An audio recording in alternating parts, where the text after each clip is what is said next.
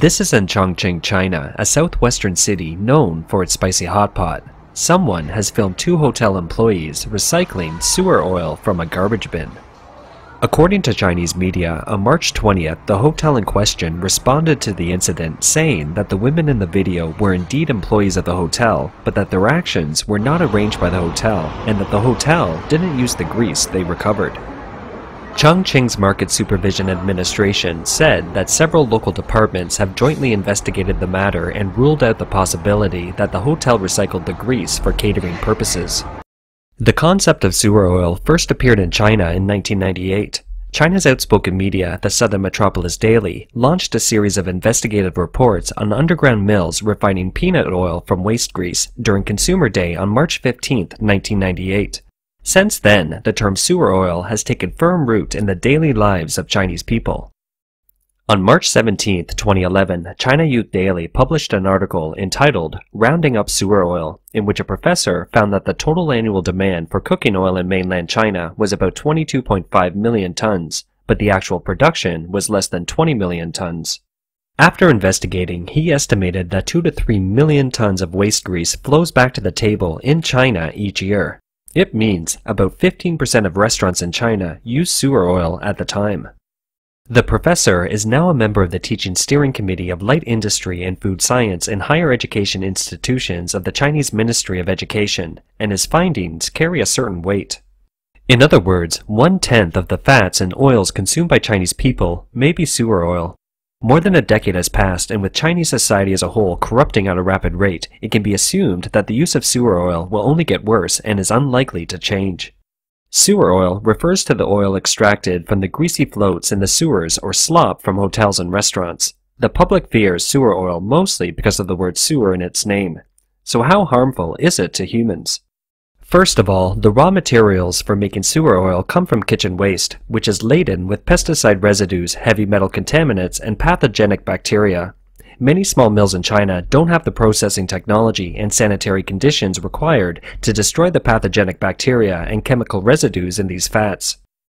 In addition, a professor at China Agricultural University said, "The greatest danger to humans from sewer oil comes not from sewer but from two factors: repeated heating and oxidation." Fats and oils can produce a large number of cancer-causing substances under heating conditions. Aflatoxins and benzoapyrene are two of the most dangerous substances. Aflatoxin has been identified by far as the most toxic cancer-causing agent. Its toxicity is 68 times that of arsenic. It's very resilient and can only start to decompose when heated above 280 degrees Celsius. Benzoapyrene is a Class 1 dangerous toxicant which is highly cancerous. A research experiment in Japan showed that when it was applied to the ears of rabbits, after 40 days of application, tumors grew on the rabbits' ears. Will the toxins be less toxic to humans? The answer is no, except that these toxins have a longer incubation period in humans, up to 10 to 15 years. Perhaps the long incubation period has allowed the Chinese to grow accustomed to sewer oil.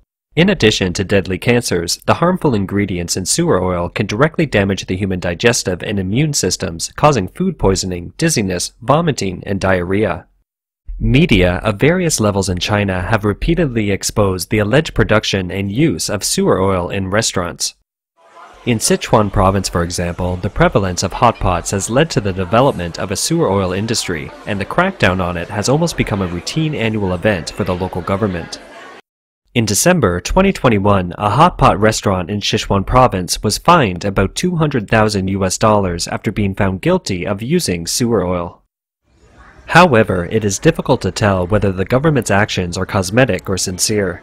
The public may see the businesses being investigated and penalized, but how many more businesses with the same practices are left unchecked? The public has also found that those involved in sewer oil operations are quite assertive nowadays. Check out this video. I'm uploading it now. Have a look and see what they say. They said they have official approval for the sewer oil they pull out. I have no idea which official can give her such approval. She said her sewer oil has legal procedures. I hope the government can check it out. Where are their legal procedures? I hope everyone sees this video and share it. It's no use to report to the police. Do whatever you want. Okay, do you hear it, everyone? She said it's useless to report to the police. You see how bold they are? I hope all the viewers who see the video can share it and spread the positive energy. If you know just how profitable sewer oil is, you might understand why it's so rampant in China. According to a June 2018 report by Chinese media outlet Xinjiang Daily, a married couple began processing sewer oil in 2013. They paid half a yuan or 8 American cents for 500 grams of kitchen waste, made it into grease, and then sold it to professional and legitimate procurement and processing companies for 30 American cents. When the recycled sewer oil was sold again to restaurants and hot pot-based manufacturers, the price rose to roughly 50 American cents. As early as 2012, Chinese media reported that the price of a ton of slop was $25 and it took 5 tons of slop to produce 1 ton of sewer oil, so the cost of raw materials was $125. After deducting the cost of other materials, transportation, labor, and so on, the cost of 1 ton of crude sewer oil was about $157. Later, a variety of procedures such as decolorization, deodorization, and impurity removal were applied, which brought the price of sewer oil to about $1,250 per ton. The raw material cost $125, and the final product sold at $1,250. It was an absolute windfall. Even the producers at the most rudimentary level could make a profit of at least 200 to 300%. According to a 2010 report by China's news agency Xinhua, workers in an illegal sewer oil mill in a village could earn an average of more than 6,000 RMB, or about $950 per month. Other surveys suggest that some people make more than 10,000 RMB, or more than $1,500 per month. To this day, the Chinese government hasn't introduced a test method for sewer oil. According to a scholar from the Chinese Academy of Engineering, China's current food regulation model relies on end product sampling and testing. Since it only tests the end products, the production process is under loose regulation. Such a regulatory model was phased out internationally more than 20 years ago, but China is still using it today. Under such a system, businesses operate accordingly, making it difficult to establish a comprehensive kitchen waste management system as in the West. It isn't surprising then that many Chinese restaurants and small hotels have filthy kitchens. Likewise, pickup trucks loaded with food waste late at night, heading to who knows where, have become a night scene in many cities. Media attention to the issue of sewer oil peaked between 2010 and 2011 and then dropped off abruptly. In 2011, there was a related incident. A reporter posted a message on his Weibo account on September 15, 2011. It was his last message. The message reads, "Netizens complained about sewer oil site in Luanshan County, this province, and the local food safety committee responded that no such site was found."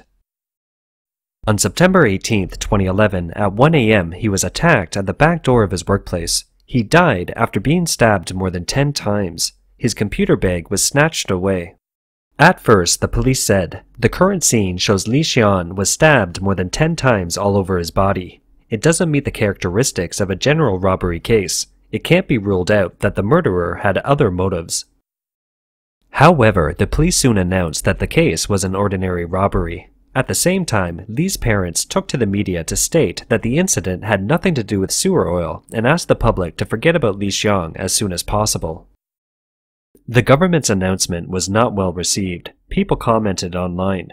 The unscrupulous people who make and sell sewer oil are so rampant that a huge profit chain has formed behind them. Why did the murderer stab him more than 10 times if it were only a common robbery case?